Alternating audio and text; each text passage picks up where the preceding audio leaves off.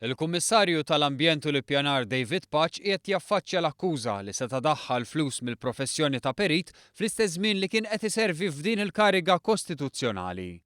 Din hija xi ħaġa li mhix permessa u għalhekk Paċ qed ikun mixli b'aġir mhux etiku u li jitfadaw l-ikraħ fuqu meta jokkupa kariga tant sensittiva. Jirriżulta li l-ilment dwar David Paċ wasal b'mod anonimu għand il-Prim Ministru, il-kap tal-Oppożizzjoni u l-Speaker, b'tarif li għandu One News jgħid li għalkemm it-tarif wasal b'mod anonimu huwa ddokumentat tajjeb ħafna. F'dawn id-dokumenti jirriżulta li isem David Paċ intuża biex post li kien iservi bħala maħżen fi triq it-Teatru l-Antik fil-Belt inbidel għal bejjieħ tal-ħut.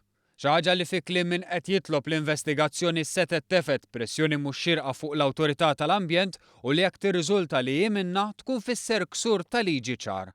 F'rapport fil-Malta Today kien spjegat ukoll li Paċ huwa l-azzjonist ewlieni tal-kumpanija Datum Limited li l-perit tagħha Katja Ġus irrappreżentat lill-klijent.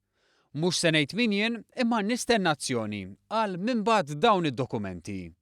Huwa artiklu 4 tal-att dwar l-Ombudsman li jgħid li l-Ombudsman m'għandu jagħmel ebda xogħol biqlieħ li jista' jkun ukoll inkompatibbli mal-irwol tiegħu, filwaqt li interessi oħra għandhom ikunu ddikjarati lill-Speaker.